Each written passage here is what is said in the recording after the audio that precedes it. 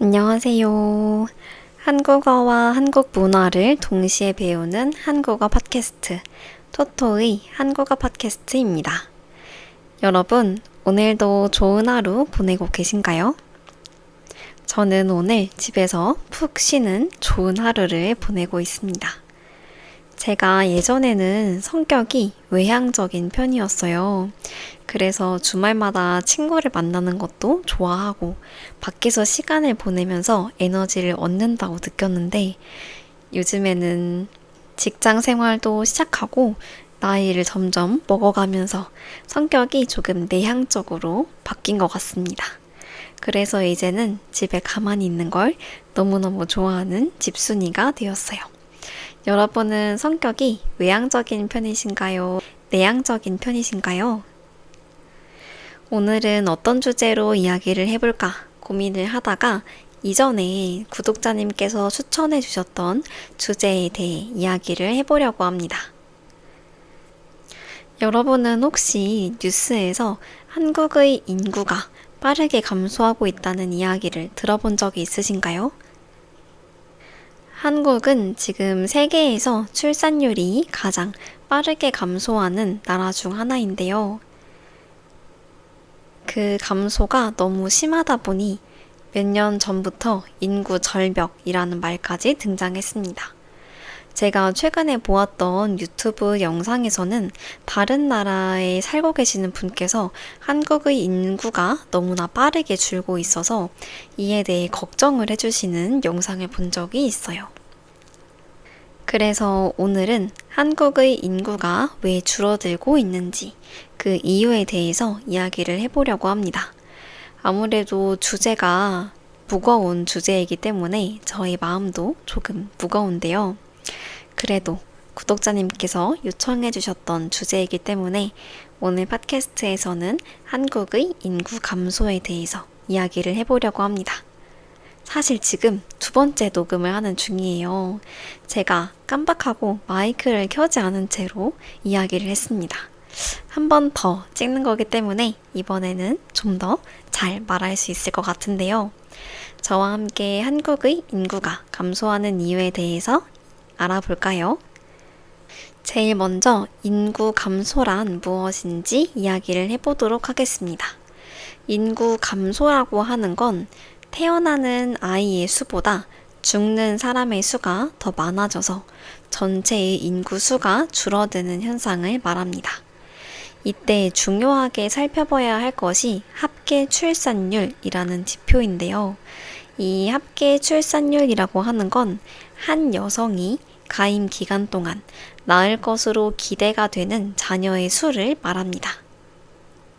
한 나라에서 인구를 유지하기 위해서는 이 합계 출산율 지표가 2.1명 정도는 되어야 하지만 한국은 최근 0.7명으로 합계 출산율 수가 굉장히 낮은 편에 속합니다. OECD에 속해 있는 나라들 중에서 가장 낮은 편이에요. 그러다 보니 한국은 물론 여러 나라에서도 한국의 출산율이 떨어지는 걸 걱정하고 있는 상황입니다. 하지만 한국이 예전부터 계속 출산율이 낮았던 것은 아닌데요. 지금으로부터 약 70년 전인 1950년대부터 지금에 이르기까지 출산율이 어떻게 변해왔는지 한번 그 과정을 살펴보려고 합니다. 우선 1950년대 한국의 상황을 살펴보자면 그 당시에는 지금처럼 인구가 부족한 것이 문제였습니다. 이전에 세계 2차 대전도 있었고 1950년에는 6.25 전쟁도 있었거든요. 그래서 그 당시에는 자녀를 많이 낳으라는 것이 정부의 정책이었습니다. 그때 내세우던 표어는 3남 2녀 5명은 낳아야 한다 라는 슬로건이었어요. 지금부터 각 연도마다 어떤 슬로건을 내세웠는지 이야기를 해볼 텐데요. 연도별로 어떻게 변화하는지 이 부분에 대해서 조금 집중해 보시면 더 좋을 것 같습니다. 그 덕분에 1960년과 70년대에는 출산율이 굉장히 높아졌어요. 1960년대까지만 해도 한 가정에서 5명의 자녀를 낳는 것이 굉장히 흔했습니다. 심지어 6명을 낳는 가정도 있었어요. 하지만 1960년대 한국의 상황을 살펴보면 그 당시 한국은 부유한 나라는 아니었습니다. 그 당시에는 온 국민들이 가난에 허덕이는 시기를 보냈습니다. 그래서 1960년의 슬로건은 이거였어요. 덮어놓고 낳다 보면 거지꼴을 못 면한다. 자꾸 많이 낳으면 나중에 거지가 될 거야. 라는 의미입니다. 그리고 많이 낳아 고생 말고 적게 낳아 잘 기르자. 너무 많이 낳지 말고 조금만 낳아서 잘 기르자. 이렇게 출산율을 감소시키려는 슬로건이 등장한 것이에요. 1950년대까지만 해도 아이를 많이 낳자 라고 이야기를 했기 때문에 그 당시 아이들이 굉장히 많이 태어났어요.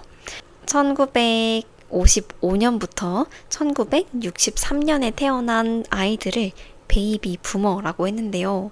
이 베이비 부머 세대가 나타나고 나서는 아이를 너무 많이 낳으니까 아이를 조금만 낳으라고 한 겁니다. 대표적인 베이비 부머 세대가 1958년생 개띠입니다. 하지만 1970년대에도 사람들은 아이를 많이 낳았습니다.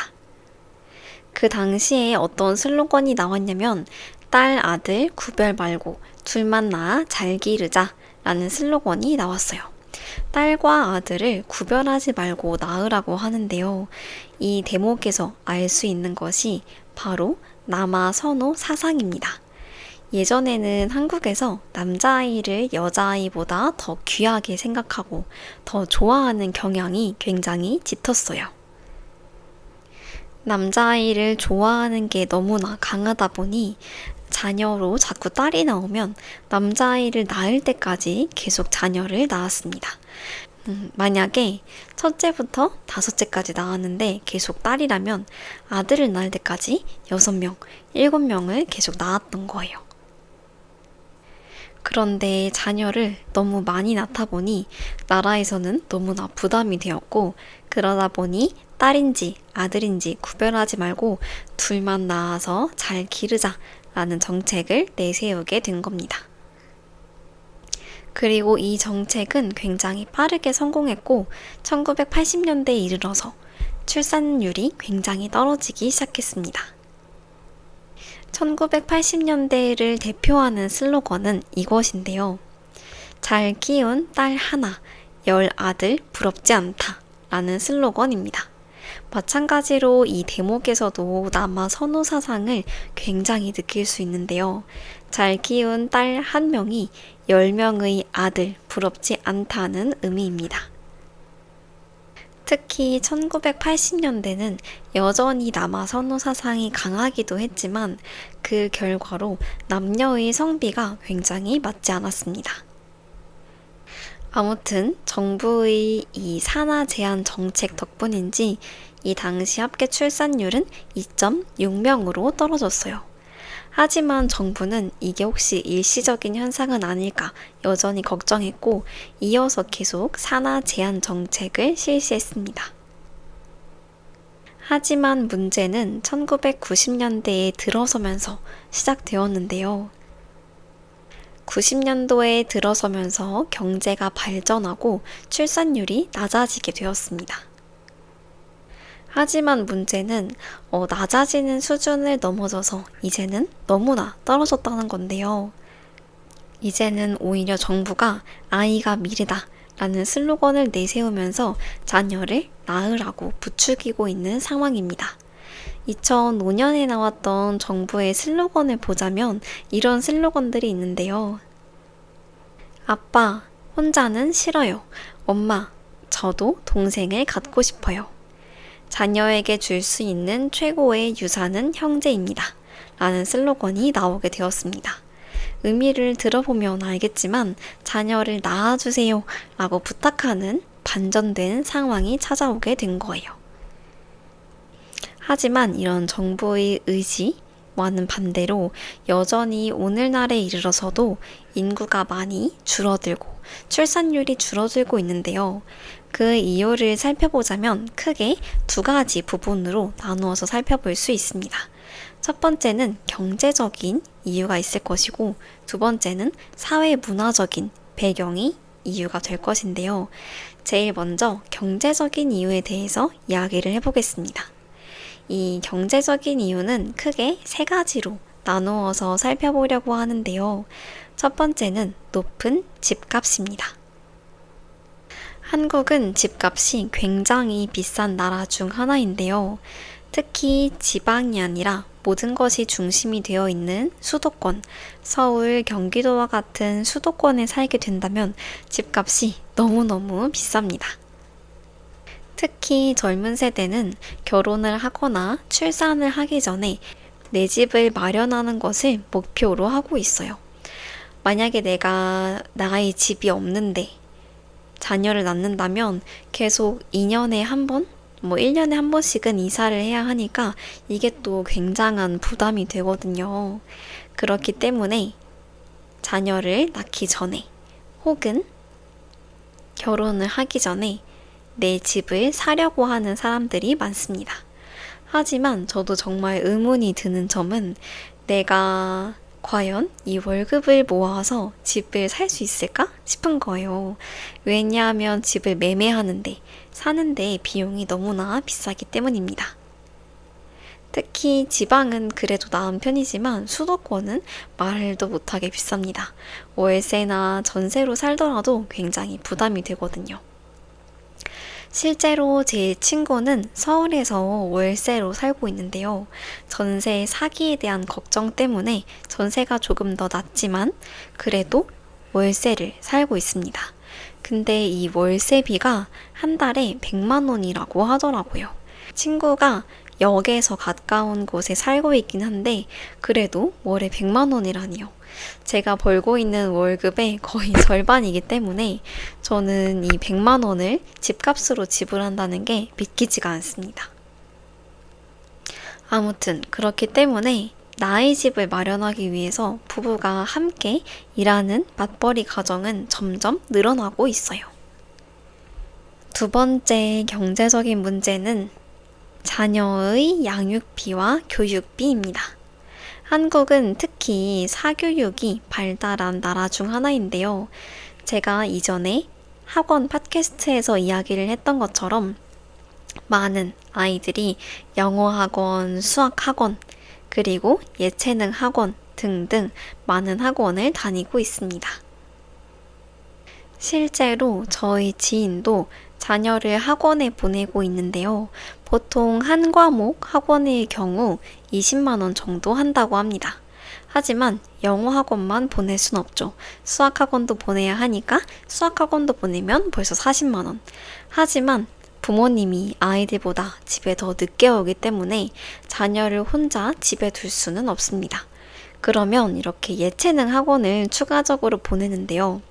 한 명의 아이가 3개의 학원을 다니면 20 곱하기 3, 즉 60만 원이 필요합니다.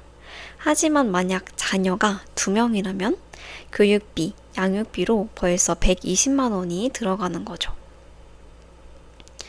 뿐만 아니라 자녀를 일반 국립유치원이 아니라 영어 유치원에 보내는 가정도 늘어나고 있는데요.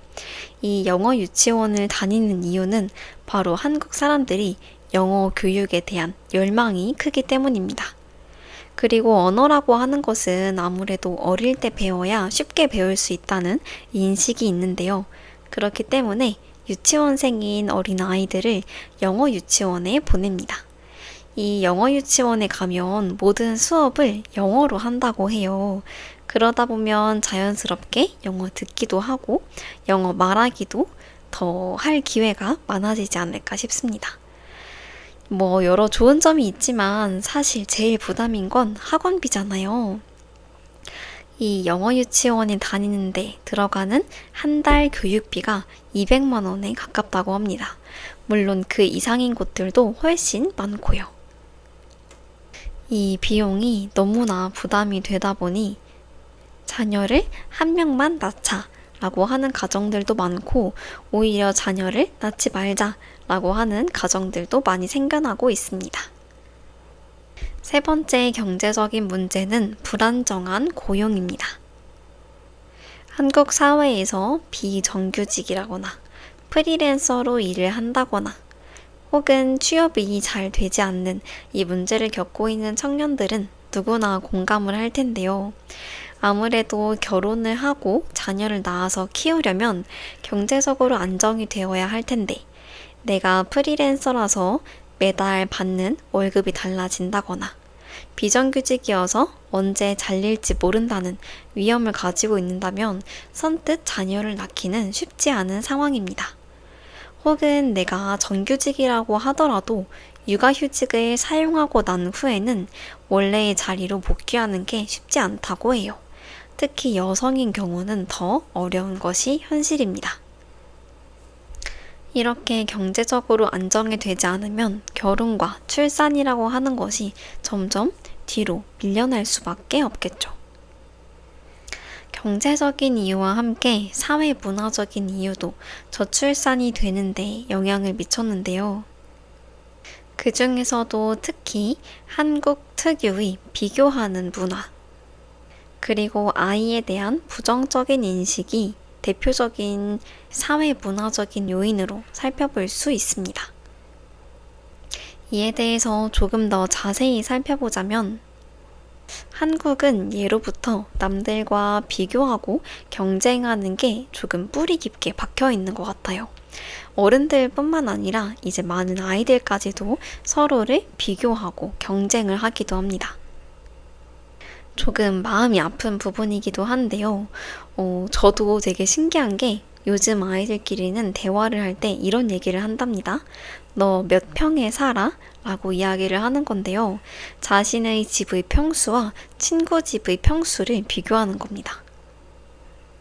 아이들끼리 은근히 집의 크기를 비교하거나 어느 집에 사는지 비교하는 모습을 살펴볼 수가 있어요. 대표적으로 국가에서 조금 저렴하게 집을 빌려주는 그런 LH라고 하는 제도가 있는데요.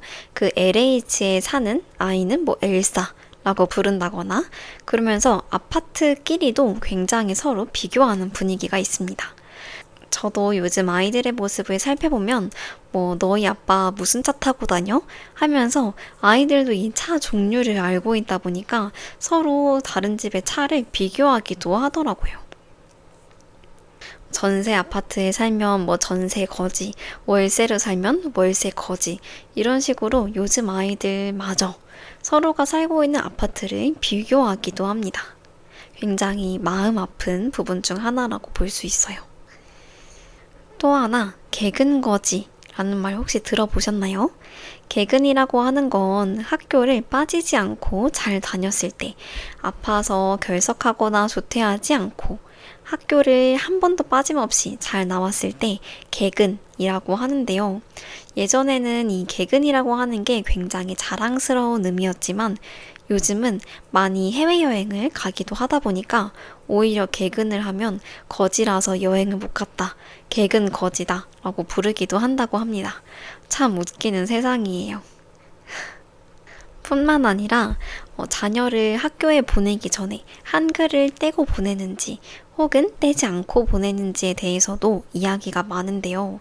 사실 한글은 초등학교 1학년 때 주로 배우고 2학년 때는 이걸 좀 더 내면화하는 시기입니다. 하지만 한국은 사교육, 선행학습을 굉장히 좋아하기 때문에 유치원 때 한글을 떼고 보내야지 라고 하면서 뭔가 다른 집들과 비교하는 분위기가 굉장히 깊이 자리 잡고 있습니다. 사실 아이 한 명 키우기도 굉장히 힘든데 자꾸 다른 집 아이와 비교하게 되고 이로 인해 계속 스트레스를 받게 되다 보니 한 명도 키우기가 정말 힘들다. 두 명은 못 키우겠네. 그냥 한 명만 낳아서 잘 키우자. 라고 하는 분위기가 만연해지면서 출산율이 자연스럽게 감소하게 되었습니다. 또 하나 주목할 점은 한국에서 아이를 대하는 분위기도 있는데요. 아이를 낳으면 사회가 환영을 해줄 것 같지만 그렇지 않은 경우도 많습니다. 대표적인 것이 노키즈존입니다. 말 그대로 어린아이는 올 수 없는 공간인 거예요. 노키즈존. 일부 카페나 식당을 들어갈 때 잘 살펴보면 이곳은 노키즈존입니다. 라는 문구를 살펴볼 수 있는데요. 운영자의 입장에서는 운영하는 데의 편의를 위해서 만든 것이지만 어린아이를 반기지 않는 분위기를 살펴볼 수 있습니다. 예를 들어 어떤 빵집 같은 경우는 빵을 개별 포장하지 않고 놓아둔 공간이 있을 때 아이가 아무 생각 없이 빵을 막 콕콕 찔러보기도 하고 하지만 그 모든 찌른 빵을 사가진 않겠죠. 그러다 보니까 이런 아이의 행동이 많은 사람들로 하여금 불편을 느끼게 했고 그러다 보니 일부 식당이나 카페 등에서는 아이를 들여보내지 말아라. 어린아이는 데리고 올 수 없다. 라고 하는 노키즈존도 생겨나고 있습니다. 저는 사실 두 입장 모두 공감이 가는 편이어서 이 노키즈존에 대한 생각도 참 복잡합니다. 또 부모 입장에서는 아이를 데리고 갈 수 있는 곳이 점점 적어진다고 느끼게 되니까요. 이 노키즈존과 더불어서 생겨난 신조어가 바로 맘충입니다. 맘은 영어로 엄마, 충은 벌레충 자를 사용했는데요. 이 영어와 한자의 합성어라고 볼 수 있습니다. 아이를 키우는 어머니를 비하하는 단어 중 하나인데요. 아이를 키우는 엄마가 조금 무례한 행동을 해서 사회적인 시선에서 바라보았을 때 조금 불편한 경우, 그때 그런 엄마를 맘충이라고 표현합니다. 예를 들어 공공장소에서 아이가 의자에 올라갔을 때 신발을 벗지 않고 논다거나 너무 시끄럽게 뛰어노는데도 제지하지 않았을 때 혹은 너무 과도한 민원을 제기했을 때 그 사람을 맘충이라고 표현하기도 합니다. 물론 불편한 마음도 이해가 되기는 하지만 사실 누군가를 키우는 그런 엄청난 일을 하는데 벌레라는 표현을 사용하는 건 참 마음 아픈 일인데요. 이런 부정적인 시선들 때문에 아이를 키우는 것도 조금 눈치가 보이는 상황이 발생합니다. 뿐만 아니라 대중교통을 이용할 때 공공장소에서의 시선도 아이를 키울 때 놓치지 말고 살펴봐야 할 부분인데요. 아이가 대중교통에서 조금 소란스럽게 논다거나 예절을 잘 지키지 못했을 때 그 아이를 바라보는 부정적인 시선들도 굉장히 강합니다. 그렇기 때문에 부모 입장에서는 아이를 데리고 나가는 것이 스트레스가 될 수 있고 부담스러운 일이 될 수 있기 때문에 이런 일이 너무 반복된다면 아이를 낳지 말아야 되겠다라는 생각까지 할 수 있을 것 같아요. 결국 출산율의 저하는 단순히 돈 문제라기보다는 사회 문화와 구조적인 것들이 부모를 조금 더 지치게 한달까요? 아이를 키우기 어려운 환경도 있기 때문에 쉽게 자녀를 낳을 계획을 하기가 어려운 것 같습니다. 저 또한 이 자녀를 낳는 것을 생각해 보았을 때 낳는 것보다는 낳지 말자라는 쪽에 의견이 조금 더 가까운데요. 아무래도 요즘 사회가 아이를 안전하게 키우기는 어렵고 그렇다고 해서 자녀가 잘 자랐으면 하는 마음은 있으니 자녀를 적극 지지해주고 싶은 마음은 큰데 교육비는 너무나 부담이 되니 이 자녀를 낳는 데 굉장히 고민이 되는 것 같습니다. 여러분들의 생각은 어떠신가요? 물론 저도 한편으로는 저와 남편을 닮은 아이가 얼마나 귀여울지, 과연 어떻게 생겼을지 너무 궁금하긴 하지만 아무래도 생명을 낳아서 기르는 일이다 보니 아직까지는 조금 더 고민해 보려고 합니다. 하지만 이런 인구 감소는 우리 사회에 어떤 결과를 가져오게 될까요? 단순히 인구수가 줄어든다고 보기보다는 다양한 사회적인 문제를 가지고 옵니다. 첫 번째 문제는 노령화의 심화입니다. 젊은 인구가 많이 감소하게 되고 그 대신에 나이가 많은 인구, 노령 인구가 차지하는 비율은 점점 높아지게 될 거예요. 두 번째는 노동력 부족의 문제입니다. 생산 가능 인구가 줄어들고 노령 인구가 많아지다 보니 노동력이 자연스럽게 감소하고 그것이 우리 경제적인 문제로 직결되겠죠. 세 번째는 세금 감소입니다. 마찬가지로 노동력이 부족해지다 보니 세금은 자꾸 내야 하는데 세금을 낼 수 있는 사람들은 줄어들고 경제적인 문제로 계속 이어지게 됩니다. 네 번째, 결국 지방 도시가 소멸될 수 있습니다. 시골이나 작은 도시에서는 젊은 인구가 점점 사라지게 되고 그러다 보니 작은 지방 도시들은 사라지게 되는 거죠. 이렇게 한국 사회에서 출산율이 감소하고 있는 와중에 정부도 가만히 있지만은 않은데요. 정부도 다양한 노력을 하고 있습니다. 첫 번째는 출산 장려금 제도입니다. 아이를 낳으면 아이를 키우는 데 들어가는 양육비나 교육비 부담을 줄이기 위해서 일종의 지원금을 주는데요. 제가 듣기로 최근에 한 지역에서는 아이를 낳으면 1억을 준다고 하더라고요. 물론 이 돈을 바라고 아이를 낳는 것은 아니지만 요즘처럼 자녀를 키우는데 들어가는 돈이 많은 시점에서는 아무래도 출산 지원금이 많은 곳을 더 선호하게 될 것 같아요. 두 번째는 보육 지원의 확대입니다. 요즘에는 국공립 유치원도 많아지고 있는데요. 국공립 유치원에 자녀를 보낸다면 자녀를 키우는데 들어가는 교육비도 0원이기 때문에 이런 무상 교육 지원 체제가 늘어나고 있습니다. 뿐만 아니라 요즘 초등학교, 중학교에서는 급식비도 무료이고 중학교나 고등학교를 들어갈 때 내야 하는 이 교복비도 무료로 지원을 해준다고 합니다. 세 번째는 주거 지원인데요. 신혼부부나 청년들을 위해서 공공임대주택을 지원하고 있습니다. 하지만 이 신혼부부 임대주택에 들어가는 게 굉장히 어렵더라고요.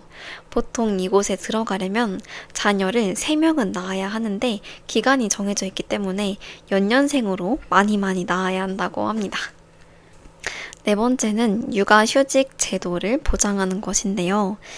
남녀 가리지 않고 육아휴직을 사용하고 무사히 복귀할 수 있도록 보장해주는 제도도 생겨나고 있습니다. 하지만 이 제도는 역시 회사 바이 회사인데요. 어떤 회사에서 근무하는지에 따라서 육아휴직을 편하게 사용할 수도 있고 조금 눈치를 보며 사용해야 하는 곳도 있습니다. 실제로 저도 제 친구들과 자녀를 낳을지 낳지 말아야 할지에 대해 이야기를 자주 하는 편인데요. 제 주변에서는 결혼을 하는 친구들도 많고 심지어 이제 자녀를 낳는 친구들도 많이 있습니다. 친구들과 이야기를 하다 보면 공통적인 문제는 역시 집값 그리고 양육비인 것 같아요. 이 문제에 대해서는 저도 여전히 고민을 해보아야 할 것 같습니다. 오늘은 이렇게 한국의 인구가 감소하는 이유, 출산율이 감소하는 이유를 주제로 이야기를 해보았습니다.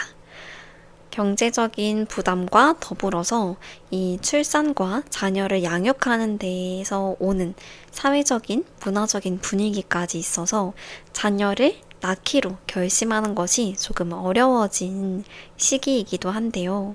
그럼에도 불구하고 제 주변에서는 꼭 자녀를 낳아야 한다는 친구들도 참 많이 있습니다. 자녀를 낳는 것에 대한 여러분들의 생각은 어떤지 너무나 궁금한데요.